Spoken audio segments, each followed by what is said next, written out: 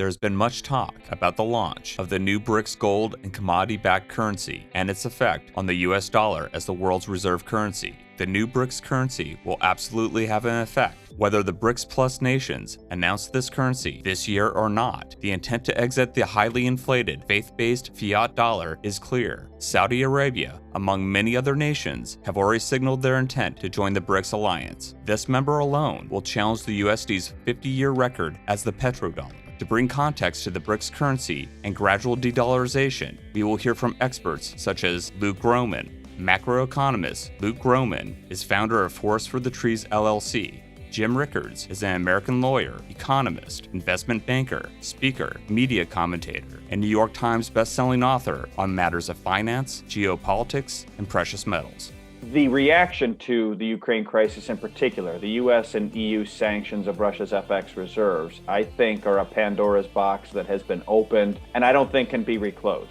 And so I've talked about it potentially being on level with the US's closing of the gold window in 1971 from a monetary perspective. You already had the US and EU sovereign debt credibility under threat as a reserve asset. And given the U.S. fiscal situation, the European fiscal debt situation, the U.S. debt situation. And the problem is nobody wants to hold debt with significantly negative real interest rates because you're just going to lose purchasing power over time. And so when you further layer on what just happened with the U.S. and EU sanctioning Russian FX reserves, which is now not only are they not going to compensate you in a positive real rate manner, not only are they not going to hold their purchasing power against oil, gas, copper, critical commodities, but now anytime we deem you a bad actor, we can just take them. We've seen shifts by the Russians, by the Chinese, out of dollars into gold in the case of the Russians, out of dollars into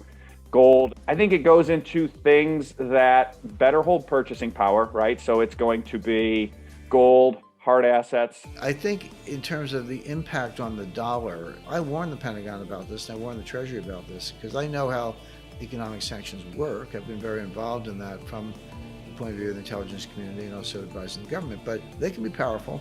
But if you use them too much and too broadly, they actually lose all their impact, because the people you're targeting say, well, okay, no mas, I'm out of the dollar system.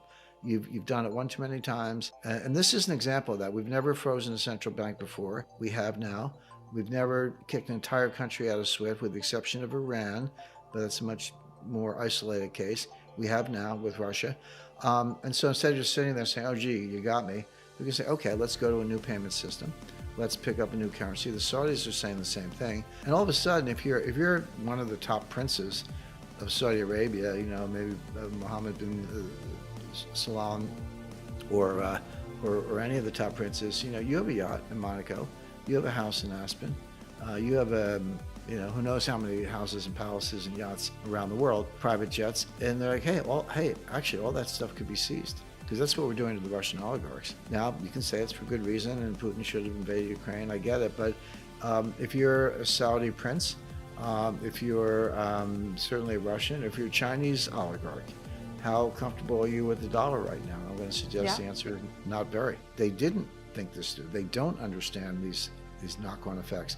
They don't understand how the international monetary system actually works. They don't understand the blowback. You would need the goal to instill confidence. So Russia and China did exactly what we warned the Pentagon about in 2009, exactly, which is increase their gold reserves by a factor of 4 or more. How do you hedge against an ever-depreciating fiat dollar?